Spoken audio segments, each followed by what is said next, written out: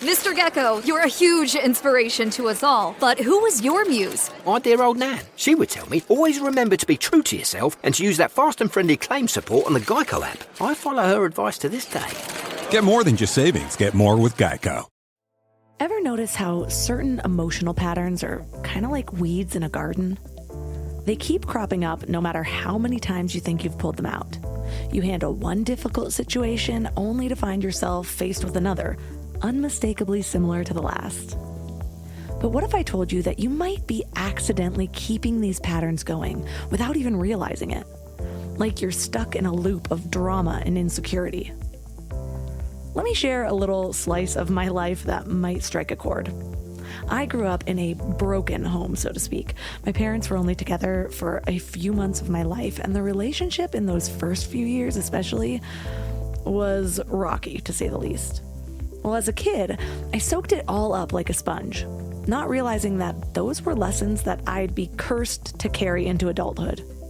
Well, fast forward to my 20s, and there I was, latching onto partners who reflected the same ups and downs that I was used to.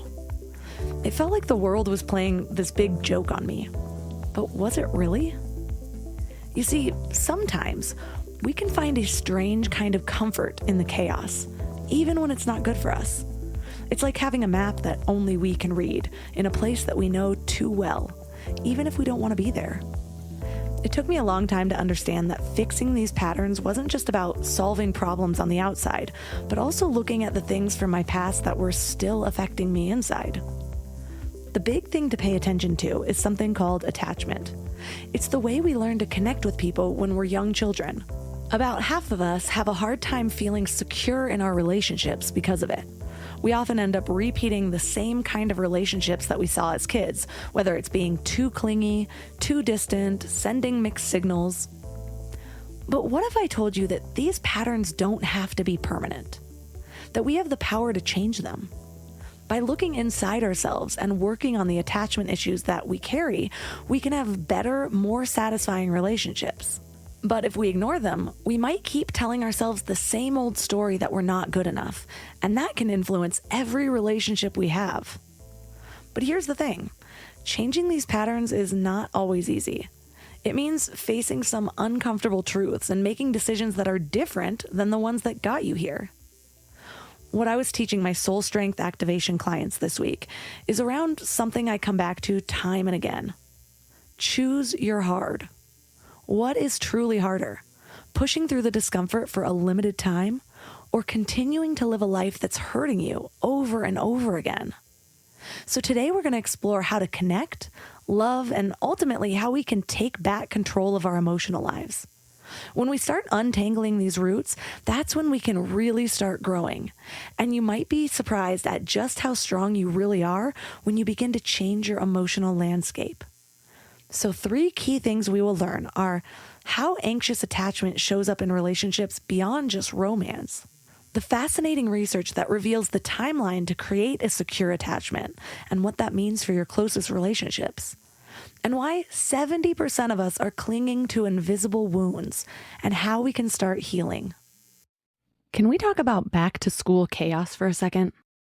The kids are getting back into routines, everyone's schedules are crazy, and suddenly you're supposed to have dinner on the table every night like some kind of magician. But want to know what I figured out? Shopping, planning, and cooking food really can be simple and stress-free, which is why I love Hungry Root. Hungry Root takes the stress out of mealtime by filling your cart with personalized picks and planning your week of meals, getting smarter with every order. With over 15,000 recipes to choose from each week, many ready in just 15 minutes or less, it's a huge lifesaver on those busy weeknights. I personally love their Smart Cart technology. It learns what I actually like and then recommends groceries, recipes, and supplements tailored to my tastes and needs. Plus, I love the kids' snacks section where I get these really easy snacks to just keep in the car or throw in our to-go bags or lunch boxes for those of you who need them. They screen out over 200 additives, including high fructose corn syrup and artificial sweeteners. They only source high-quality meat and seafood with no hormones or antibiotics, and they carry trusted brands like Oatly and Vital Farms. The time that I have gotten back has been incredible. Take advantage of this exclusive offer. For a limited time, get 40% off your first box, plus get a free item in every box for life. Go to hungryroot.com/mindlove and use code MINDLOVE. That's hungryroot.com/mindlove, code MINDLOVE to get 40% off your first box and a free item of your choice for life. hungryroot.com/mindlove, code MINDLOVE.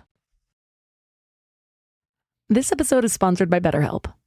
Let's be real about something. Workplace stress is not just part of the job anymore. 61% of people are dealing with stress levels that are way beyond normal, and it is not sustainable. I used to think that grinding through stress was some kind of badge of honor. Push harder, sleep less, ignore what your body was telling you. And it nearly broke me when I was working for startups. And look, maybe that voice in your head telling you to make a change is right. Maybe you do need to quit your job or completely flip your life. But whether you're making big moves or just trying to survive your current situation, you need tools to handle it well. And that's where therapy comes in. Modern therapy teaches you how to set boundaries without the guilt, how to trust your intuition instead of second-guessing yourself constantly, how to make better decisions from a place of clarity instead of chaos. And BetterHelp is the world's largest online therapy platform with over 30,000 therapists. They've got a 4.9 rating from 1.7 million reviews because it actually works. You can talk to someone from anywhere, and you can switch therapists anytime if it's not the right fit. A vacation won't fix chronic stress, but the right support can help you navigate whatever comes next. As the largest online therapy provider in the world, BetterHelp can provide access to mental health professionals with a diverse variety of expertise. Unwind from work with BetterHelp. My listeners get 10% off their first month at betterhelp.com/mindlove. That's BetterHelp, HELP.com/mindlove. We can absolutely rewire some of those behaviors and thought patterns and ways of being inside of self and with somebody else. And so I divided the book up into two parts. And one is in building that inner secure attachment. And the other is, how do I then roll that out in my relationship? And just to clarify there, I'm not saying at all that you need to have inner secure attachment before you can go into a relationship. Not at all, because that would be buying into this idea that we need to be kind of perfect and whole and who's there? Because turn up your frequency with Mind Love. Bite-sized brain hacks for seekers, dreamers, and doers. It's time to give your mind a little love with your host, Melissa Monti.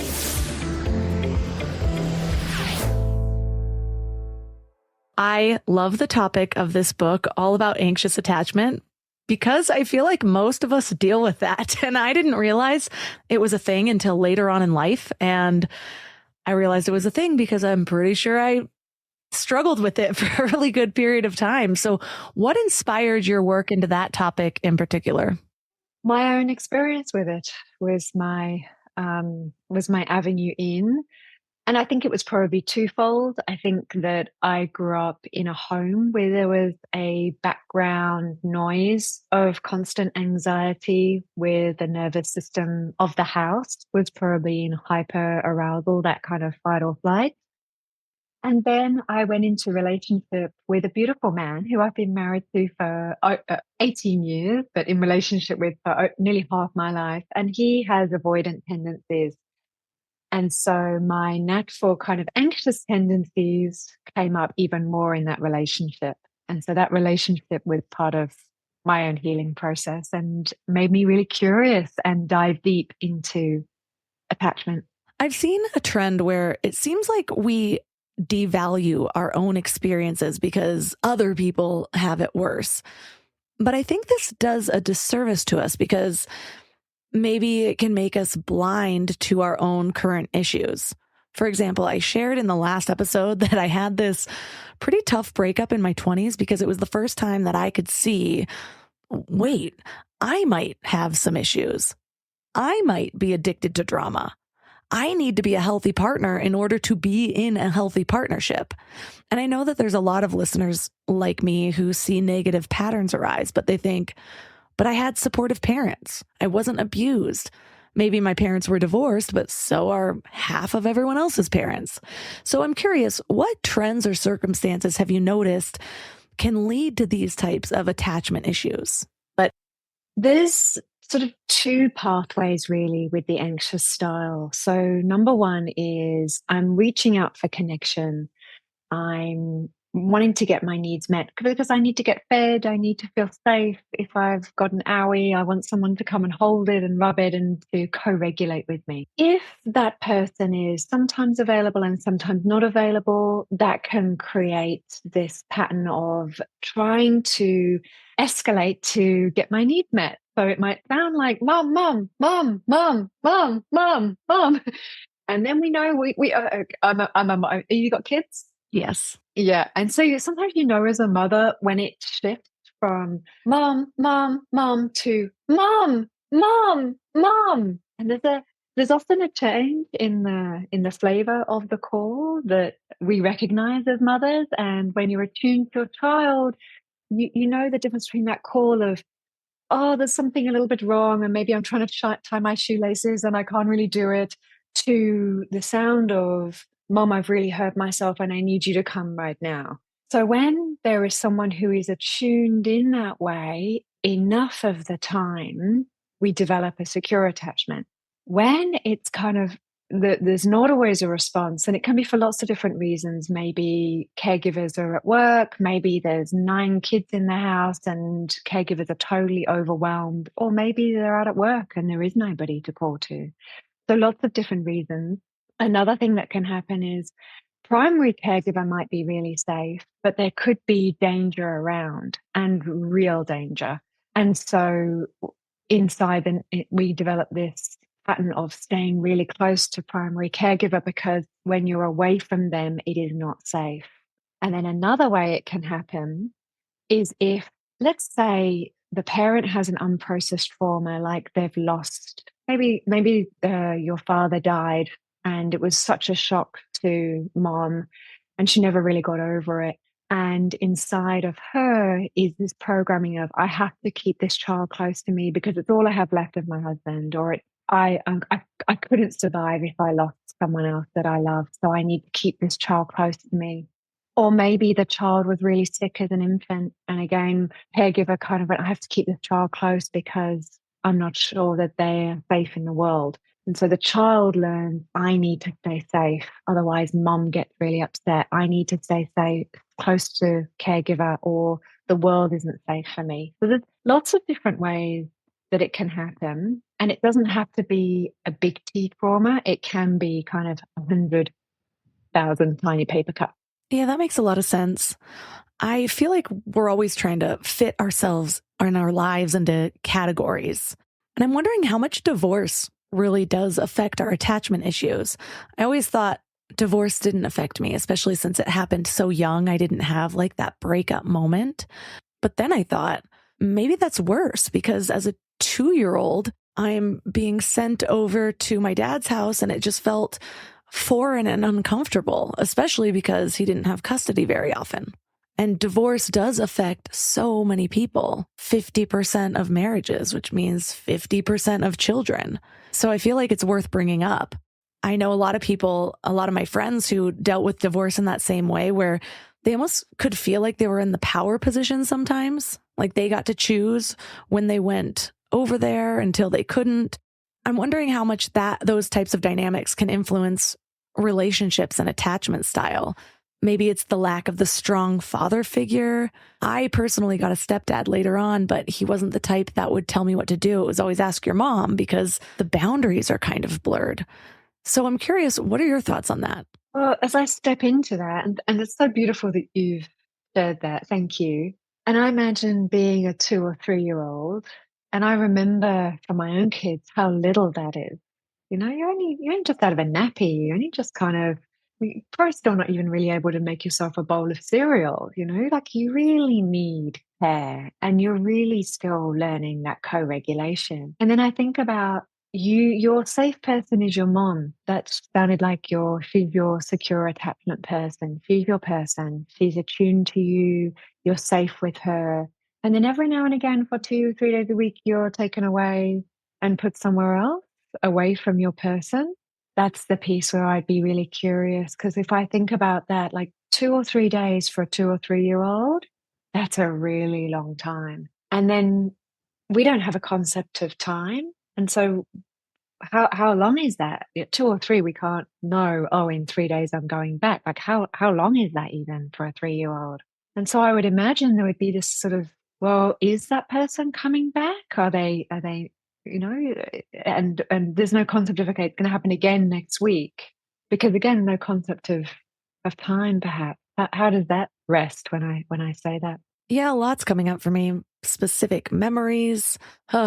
But I think what I've grown into the most is learning to see my parents and their situation as real human experiences of imperfect people. I sometimes compare my current situation to my parents and think, well, should they have known better in this? Should they have been more intentional? But then I remember my mom had kids 10 years before I did. If you would have handed me a child at age 25, who knows what varying mistakes I would have made. And so I think that's been a big part of growth, is just really trying to see the circumstances that they came from and what created their specific personalities and struggles. I know my dad came from a lot of trauma. My mom came from a different situation. And so they brought their own issues into our circumstances. And so I can either demonize them for that, or I can have compassion for that and realize on some level, I chose those situations for my own personal growth. I mean, especially with the divorce circumstances, like in mine, my dad, who did end up growing into being a pretty great person, would take me to the movies and then go camping instead, which might be full-blown kidnapping. So my poor mom. But I do think it's important to highlight some of these things and some of the lived experiences of other people, because then you can be a lot more cautious and intentional about what that child needs to feel safe and loved and attached with the situation that they do have. Yeah, well said. Yeah. And as an added dimension, absolutely, Dad's only supposed to take you to go see a movie and you're away for 3 days and Mum's probably feeling really anxious, and maybe on some level as a little one, you're also feeling that anxiety, and maybe even the build up as she feels anxious to the movie date.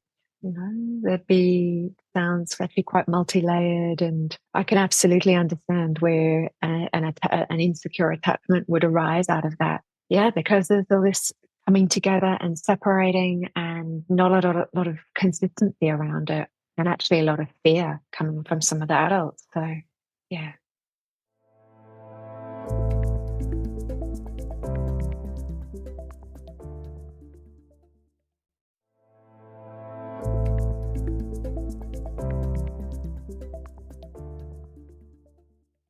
One of the things that I see happen a lot, and I experienced a lot when I first started figuring out the root cause of some of my behavioral issues, which were many later on in life. But there was a pretty good period of time where I really thought that I was broken, that it was going to be really hard to heal. And even now, with all of the work that I've done, there's certain moments where I just will kind of sink into a woe is me. And now I have a different relationship with that. I know to kind of just focus on the sensations and realize there are emotions in my body that need to release. But one of the things that you talk about in your book is how anxiously attached people are not flawed.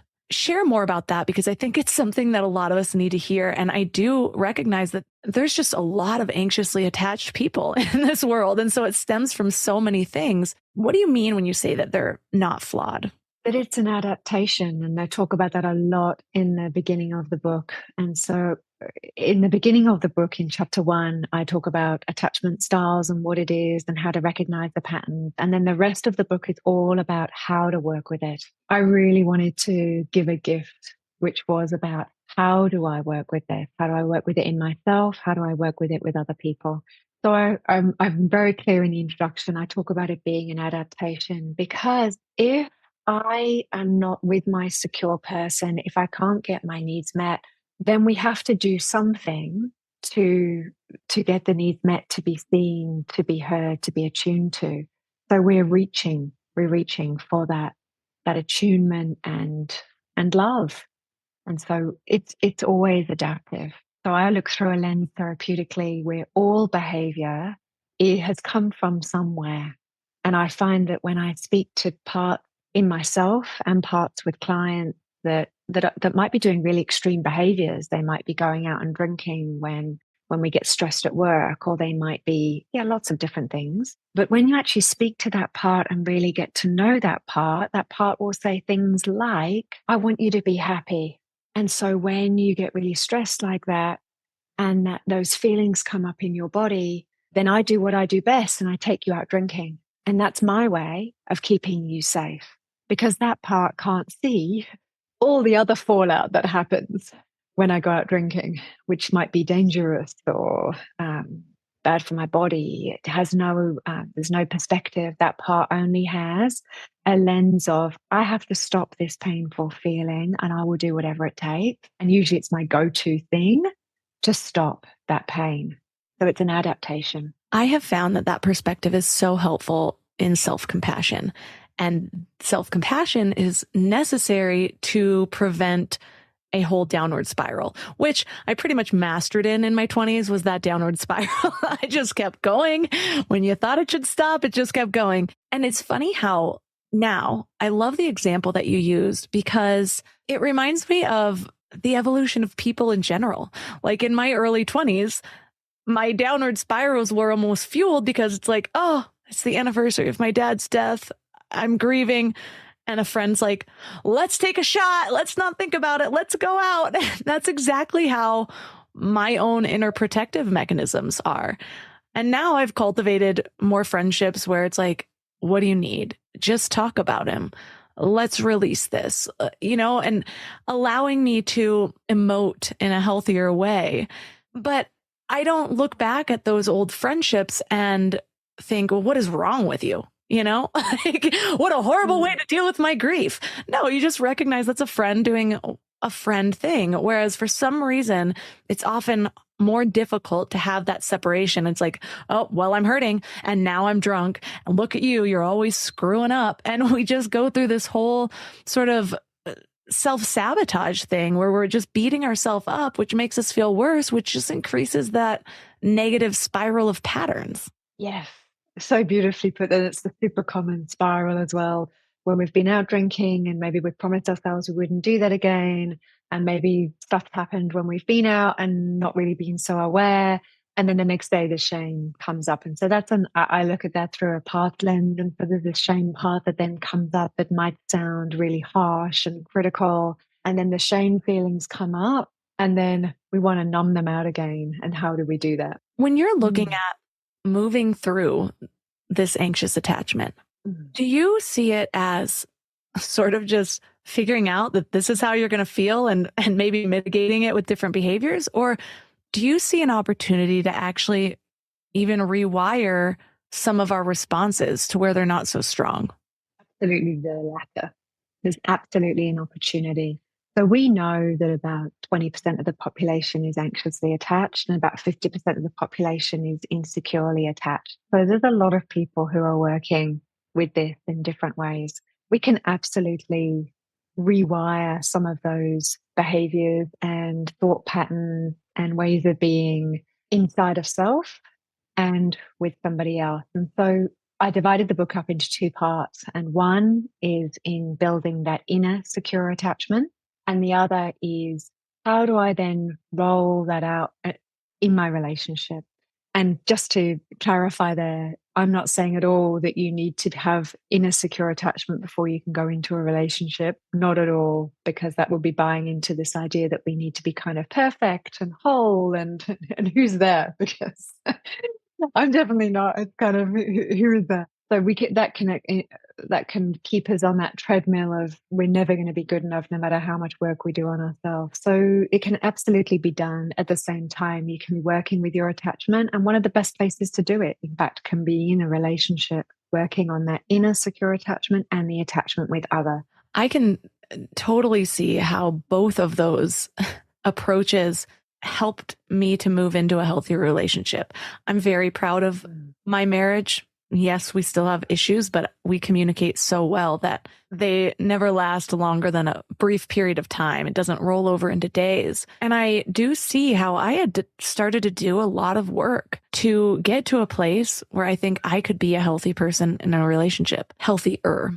Because then I see how once I found that relationship healed so much in me.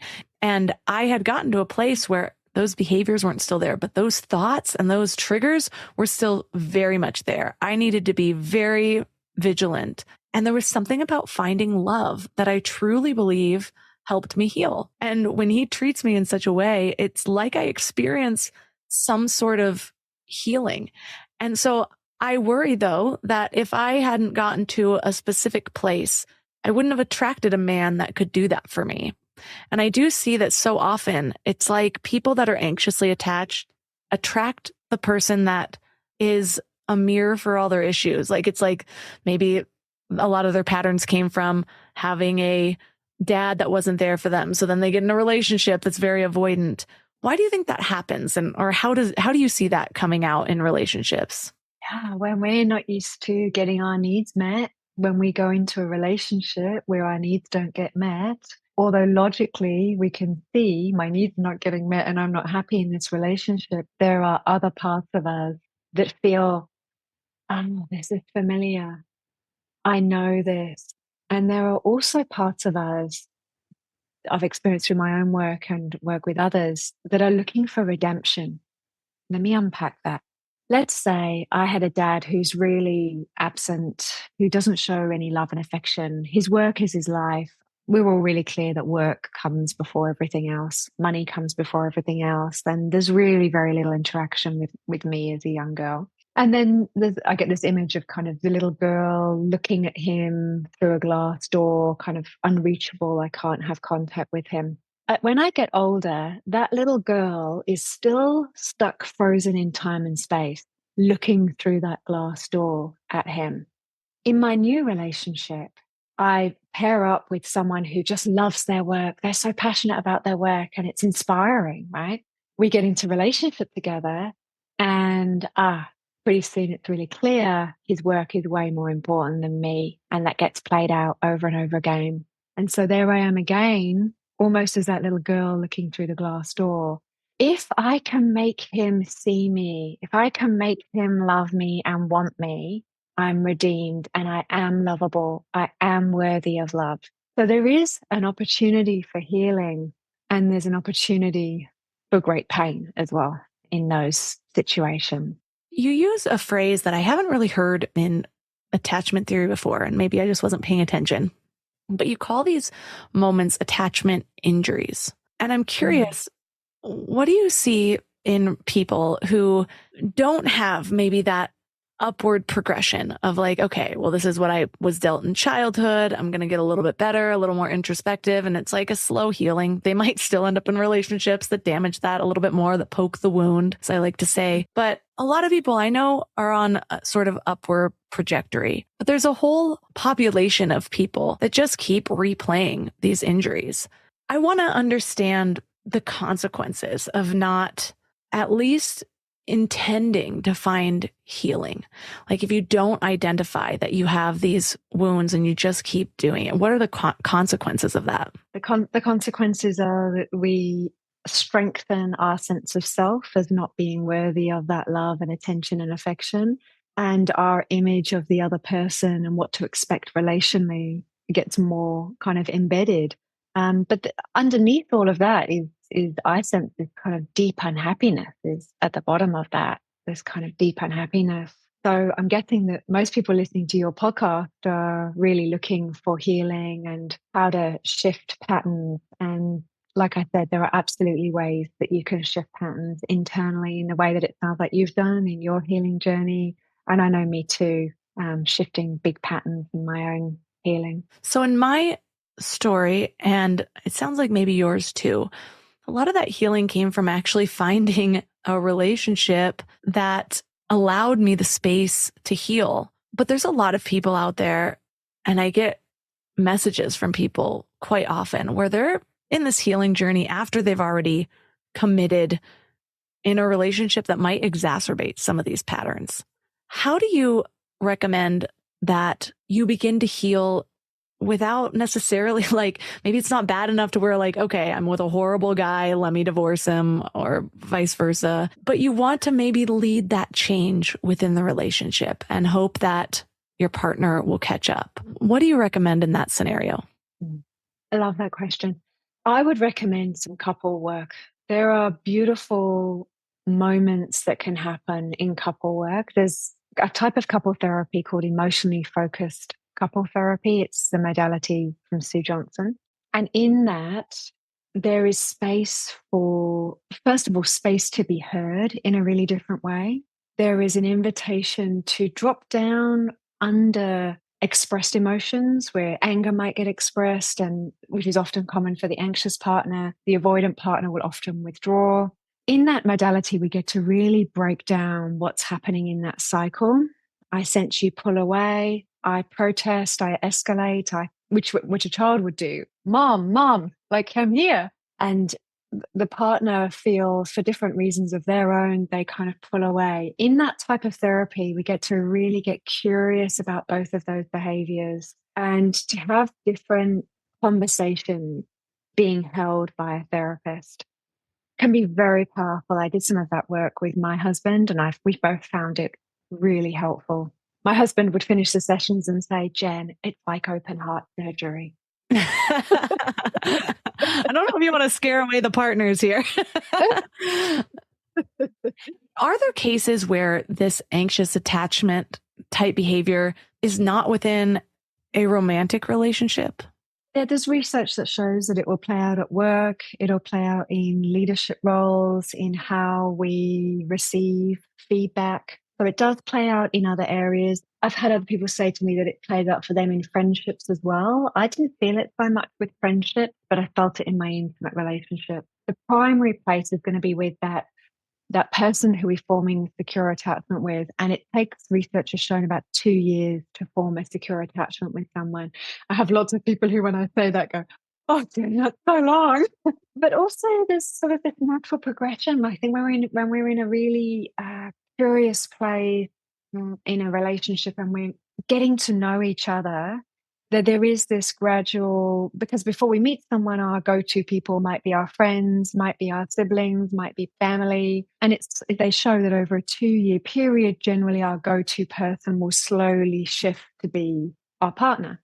And that needs to be a process, because we don't know at the beginning. In the first 3 months, we might feel like we really know somebody, but the bottom line is we don't know what they look like when they've lost their job and they're struggling financially, and when things hit the fan. We haven't seen them when they're really angry yet.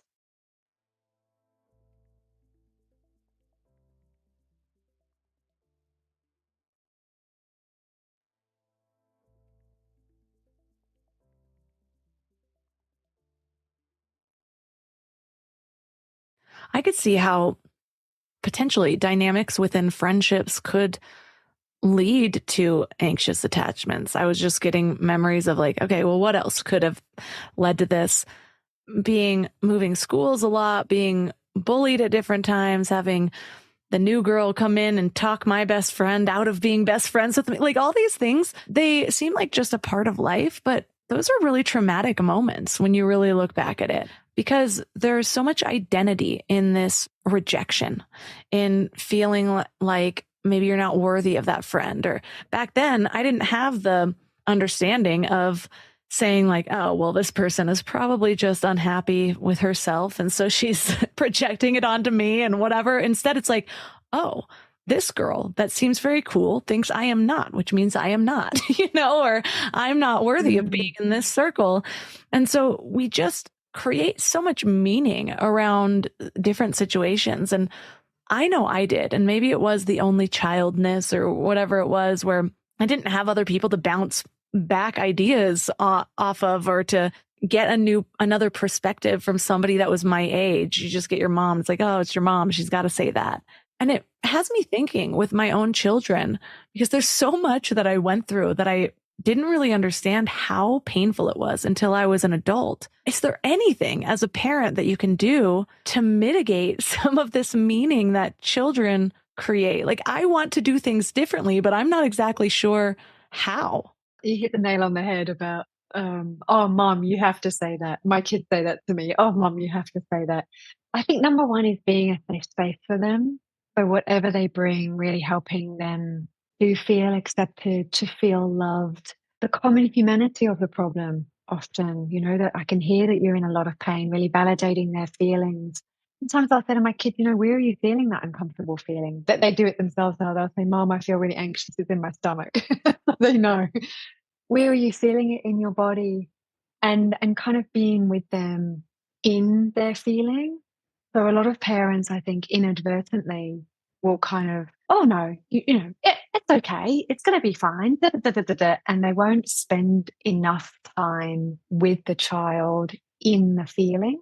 So kind of, I like to imagine it like you're stepping in. That's what empathy is, right? You stand in someone else's shoes. You kind of slip into their world and sense in my own body, what would that feel like for me? And I might say, I can imagine that might feel really sad. And like, I feel like this aching in my chest when I think about what this means for you. And then often you'll see your child or hear or see them go. And then when a shift has happened, they'll often do a kind of a big sigh, and they might even relax into you a little bit when they feel really heard and really validated. And so rather than coming in with the problem solving, which I think can be, my parents would do this, I think it's kind of we're busy, let me problem solve and then move on. Rather coming in with this kind of unending empathy and being with them for long enough that you perceive a shift, either somatically with the exhale, with the movement, or sometimes they'll just suddenly change topic. Like, that's done. And they'll just say something like, are we going to make those cookies we were talking about? And then you'll know, oh, okay, clearly their mind has moved on from that. And then you might ask something like, how do you think, what are you needing at school? Is there any way that I can support you? Do you want to run through a conversation to have with that old best friend? Would that be helpful? Yeah. Do you want a book about how to repair friendships, or a book about bullying, and kind of just exploring? One thing I'm super grateful for in motherhood is that it's opened my eyes in beautiful ways, especially about self-healing and understanding toddler behavior, because we don't really realize how many of our responses are irrational. In my 20s, I'd push past my fear and hurt and trauma instead of just facing them. And I learned that instead of just trying to get over things, it's more healing to lie down, acknowledge my feelings, and offer myself compassion so that they can actually move through me. And this is just so different from how so many of our parents approached emotions. They meant well, but they could maybe dismiss our feelings, telling us that we're fine or we're making too much of something. And that wasn't just in toddlerhood. It can happen even now. I have so many friends who have this relationship with their mother. But recently I had this really healing conversation with my mom. She did so many things right, but there were some things that did leave a mark, and it was just important for me to express that. Our parents' generation wasn't trained to talk about feelings the way that we are. So in this convo with her, I managed to stay calm and explain to her that I wasn't trying to blame her, but just wanted to talk it out, wanted to bring light to these feelings to heal. And something in her softened, and we had this really productive conversation, and it just felt so freeing. I had a similar talk with a friend facing her own issues with her parents, which just made me realize that I had been bracing for a defensive response. But by letting go of that expectation of how I thought she was going to react, I opened myself up to a new possibility. And my mom really came through. It just showed me how much we can heal when we address our own side of the street and we address the traumas, or however we want to frame them, directly. That is such a beautiful, healing conversation. Thank you so much for sharing that with everyone.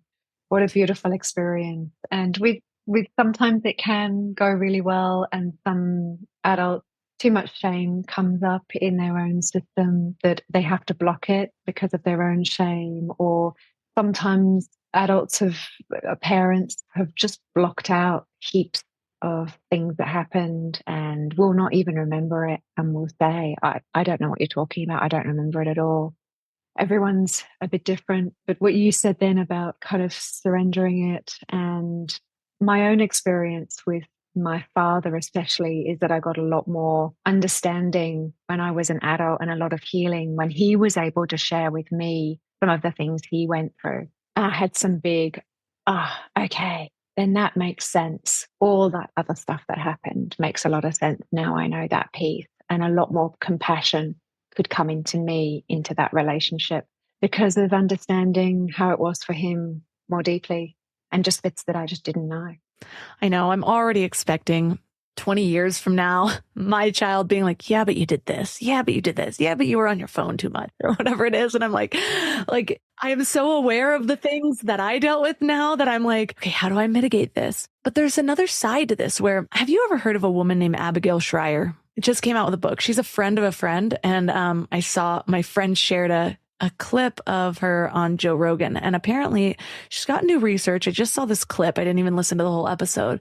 But it talks about how now this generation has kind of gone too far on the feeling side, and that we're basically raising our kids a bit too softly.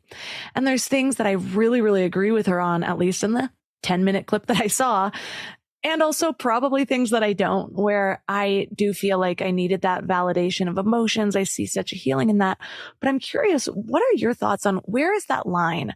When do we actually need to say, okay, toughen up, you can get back up? Because there's such a big part in that resilience piece of like really trusting yourself to get back up and not stay stuck in that emotion. And I don't think that she's saying to not validate your children's feelings, but I think what she is bringing up is this idea of putting too much focus on feelings, especially at a young age. And it's creating a population of kids where they're like, oh, I just feel depressed, and they don't know how to get out of it, or that they can just get back up and overcome their 14-year-old breakup or whatever it is. So what have you learned in that area of that fine line, I would call it? Yeah.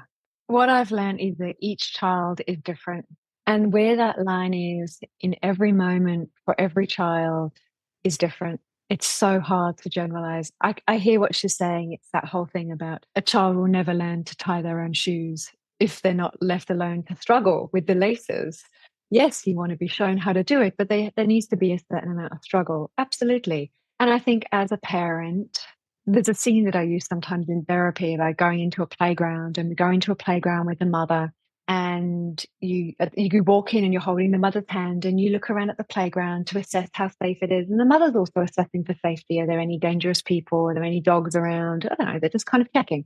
And then the child will, maybe you walk up to the swings and the child has a go on the swings. And then maybe you say, okay, I'm going to go sit down on a blanket now. And then they go to the slide and then they're on the slide, but they're looking at you. Yeah, this is the attachment piece, right? They're looking at you. Our mum's there. If I need her, she's there.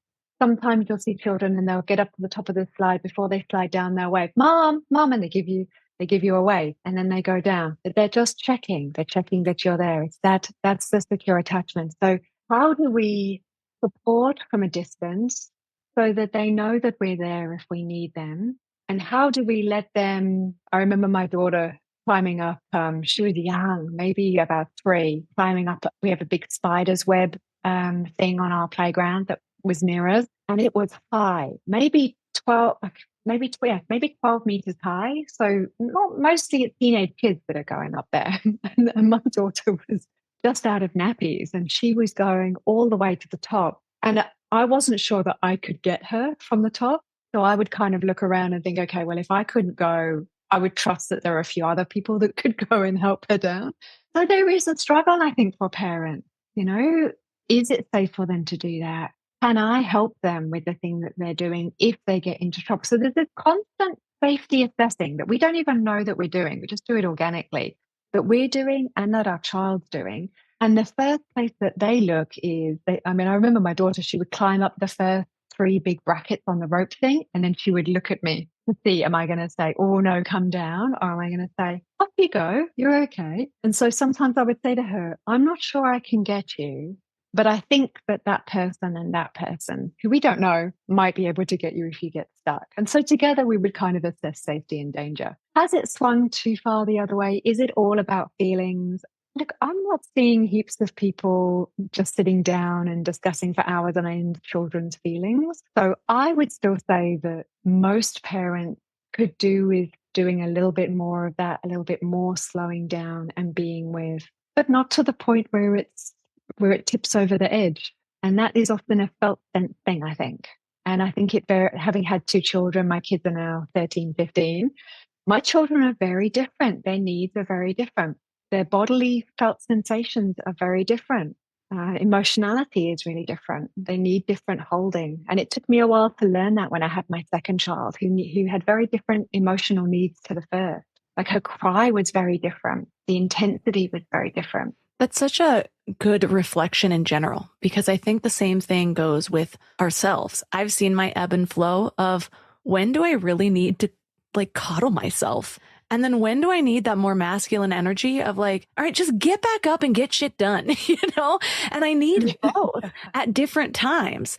And so often we're looking for this guidebook on how to deal with our children, our inner child, ourselves, but it's not that simple. It's the real flex is understanding, being intuitive enough to be able to tell what the situation calls for, whether that is your children, whether that's yourself, whether it's a coworker or a partner.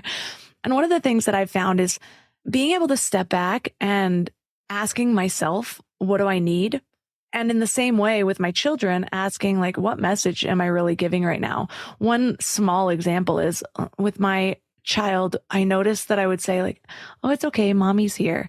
And then I was like, wait, maybe I'm thinking too much into this, but do I want the message to be that when you're upset, you just need mommy? I do want him to know that I'm always there. But what if instead I said like, it's okay, you're safe. And it's not just about me holding him and being safe or whatever, but to really instill that internal voice. Because what I have learned is that a lot of times our parents' voices become our inner voices later on. And so in that realization, I actually tell myself that when I'm feeling anxious, and I've started to have these weird anxious spells a little bit more often than I used to since giving birth. I think it's just like hormone fluctuations. But instead of whatever other coping behaviors, I just sort of have the mantra, you are safe, you are calm, you are grounded. And it really helps. And so a lot of times I'm going back and forth, like something will happen with my kid and I'm like, you know what, I'm going to use that for myself next time. Or something will happen with me and I'm like, you know what, that's a good point. That's a message that I can take through to him. But my point being that we need to stop looking outside of ourselves for the answers and start to really trust that we have them within ourselves so that we can pull out different things from our internal toolbox and be present and aware enough to know which tool needs to come out in that moment.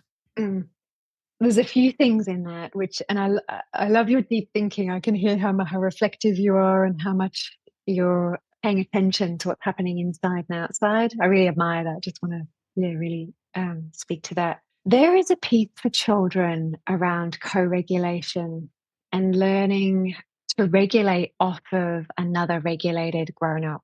It doesn't always have to be mommy. It can be teacher or somebody else. But there is something very powerful for children around having that consistent. They've hurt themselves. They feel just pain all over their body. They're not sure if they have to go to hospital. They don't know, right? So they cry and someone turns up. And a secure attachment belief and experience is a knowing that when I need somebody, someone will be there for me. So when I hear you say, it's okay, mommy's here, to me, that's imprinting that core message of somebody who loves you will be there when you need them, when you reach out. And you're safe is also a great message. I think both. I don't feel necessarily one over the other. I think both are a great message. I'm here for you, someone is here for you, and you're safe. And helping them to a wonderful process for children. Let's say a child's fallen over, hurt themselves. They come up, they might want to hug straight away, and then they might even start shaking a little bit of discharging. And then it might sound like you were on the bar, you've had a big fright, and often they'll kind of nod. Oh, had a big fright. Yeah, that was really scary. You fell really hard. Yes, I fell very hard. I imagine that was really frightening. Yes, it was really frightening. And then often you hear the sigh. And then there's a piece around, oh, I saw you running down the hill. Yes, mommy, I ran down the hill. And then they might say, and then I fell over my foot. And then you have to repeat it. Yeah, and then you fell over your foot. So what they're doing there is they're putting together the pieces, one piece at a time of what happened. Just super helpful for them integrating something that was totally overwhelming. Yep, you fell over your foot. Yeah, and then what happened? Then I looked up at you. Okay. And then what happened? And then you stood up. And then what happened? And then you came to me and then we hugged. And then often you'll see them again go. Then often they'll sit for a while. You might just kind of rock them or tap them or see what they need. And then often they'll then I would find my kids would kind of then push me away. Enough. And then they go back up the hill again to do it all over again. Kind of, okay, done. It's processed through. There's nothing left. They're not talking about it later on. Maybe they're showing their buoy to dad or somebody else, but it's not with that same, there's no tears coming with it. It's kind of like, I've been held, done, nothing more left. It's funny. So often in parenting, I read a book and there's this process. Then I'm like, okay, I'm going to replicate this. And they throw me by surprise. And I'm like, that did not turn out how I thought it would. But with that, it totally does for me with my son. That sigh is real and it happens so often with us. His is so cute too. It's like, it's like this hum almost. And I'm like, okay, we're getting somewhere. And I can like feel him melt into me in those moments. And it's so rewarding because I feel like I've done something good as a like I've absorbed whatever needs to be released or emoted. And so I'm wondering, is there a way that we can do that for ourselves as well? I have been able to see in past experiences, especially for some reason, the ones with like friendships or relationships, something where there's like my side of the story that needs to be told. It's like I need to process it and talk. It would come out in gossip.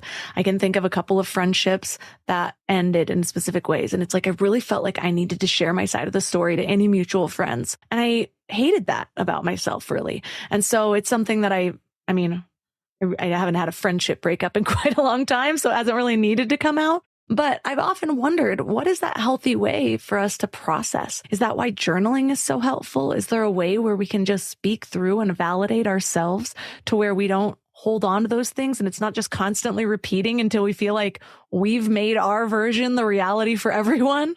Yeah. I feel that the best way is, if you can, to do it with somebody else, and the best person is going to be with a therapist where they can really hold space and help you go into, okay, that's the trigger. Right now, that's the trigger, but what is it triggering underneath? It'll often be when there's a strong feeling like that, it'll often lead into something else. I've had those experiences too. I've asked my husband a few times, can you just sort of hear my side? He has a tendency to want to give advice. And so I have to preface the conversation with, I just need you to hear me. And I don't always want you to be on my side, but just for this, could you just be on my side and empathize with me and tell me that it really sucked? And so then he's very good at stepping into that space once he kind of knows how I would like to be held, which is actually me expressing a need. It's kind of me knowing this topic, this is how I'd really like you to hold me. And I know that there are two sides to the story and that I'm not 100% right. But right now I would just like you, because you're my person. I'd like you just to be with me and hold me. And can you do that? He says yes. And then I would just go for it. And often I'll feel myself get to a point of, oh, I feel so much better. Can I just have a hug now? Because I quite like touch. So I might just have a hug and a bit longer and a bit longer. And then another sigh. I feel better now. Let's go make dinner. I love the kind of release, because that is true. It's like there's some sort of closure even without the closure when you have somebody to kind of absorb that with you. It's so much easier now. When we were younger, my husband and I, we both just did stupid stuff a lot more often. I think it was really, I'm thinking of like two different instances where one of us was drinking and did something stupid. And so it was really difficult to be the sounding board for the other person because you feel like they're an extension of you. And it's like, no, you just did that thing and that embarrassed me. Like I'm not okay with it. But you realize, they're more embarrassed than I was. They need to.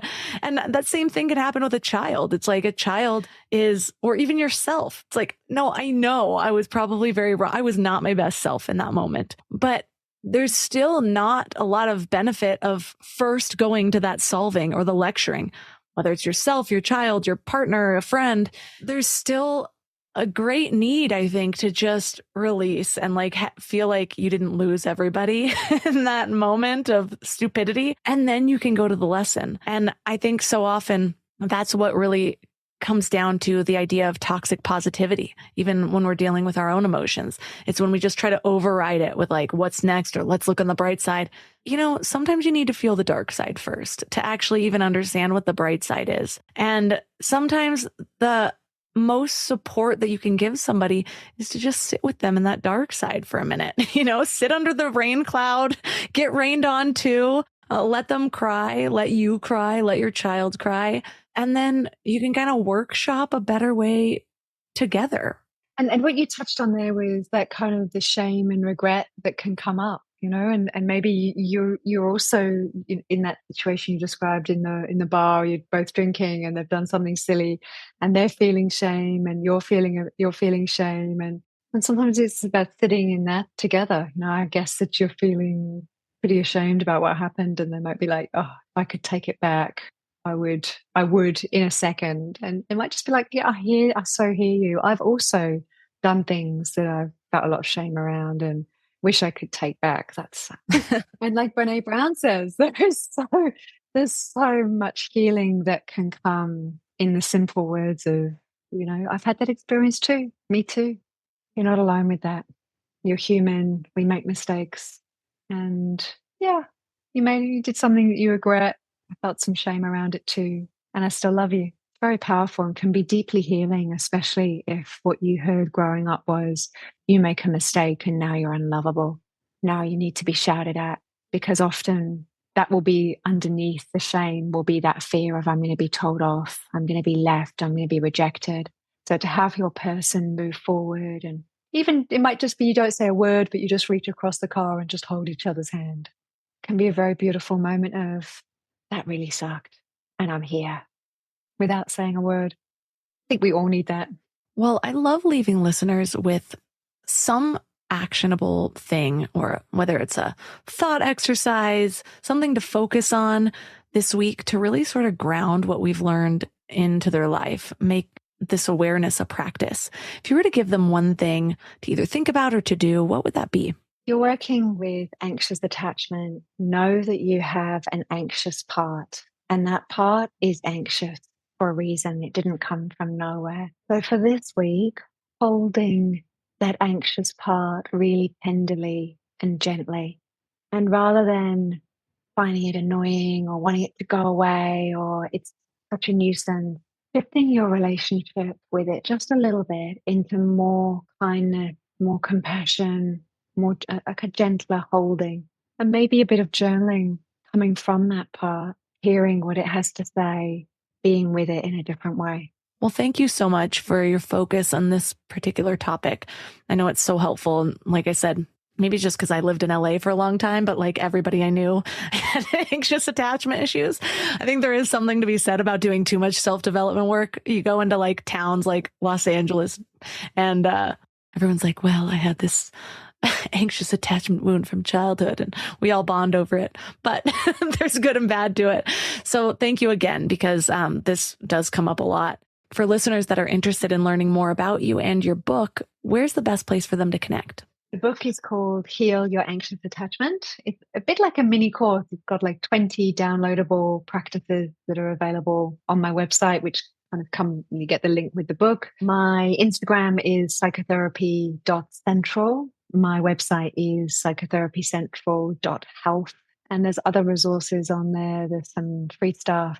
But the book is a really beautiful guidebook to the work, and it can help anyone actually. But if you know that you have anxious tendencies, it's specifically focused on that anxiety relationally.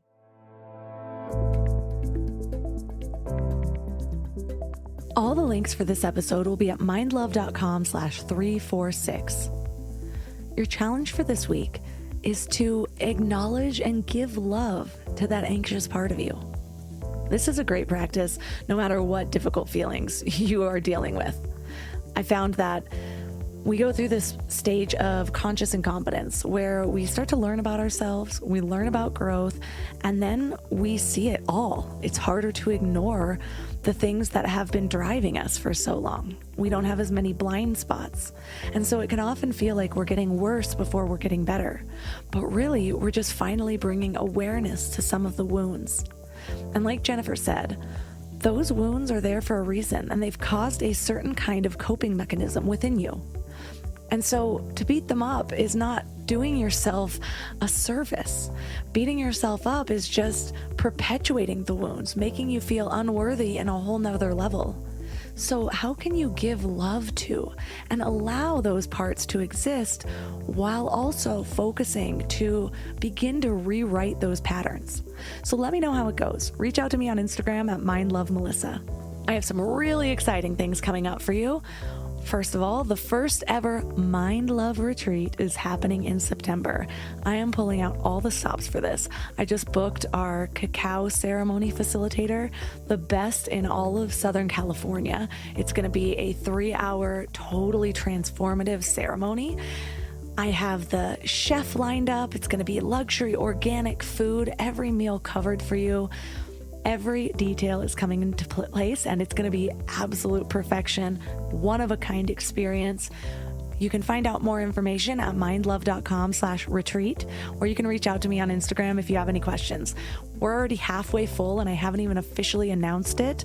So if you want to get in quickly. I do have payment plans available. So again, that's mindlove.com/retreat. I'm also gearing up for the next cohort of Soul Strength Activation. We've had some incredible transformations. I've been sharing the testimonials from our current cohort, but just the amount of life-changing shifts that we've seen in just a few short weeks, and we're not even completely finished as I'm recording this. So you can find out more just reaching out to me on Instagram at mindlovemelissa, and we can talk about it. We can set up a call if you want. And last but not least, you can find all of my amazing sponsors at mindlove.com/sponsors. And that's all for today. So thanks for giving your mind a little love today, and I'll see you next week. Thanks for tuning into Your Higher Frequency with Mind Love. Head to mindlove.com for a free gift to keep your vibes up until next week.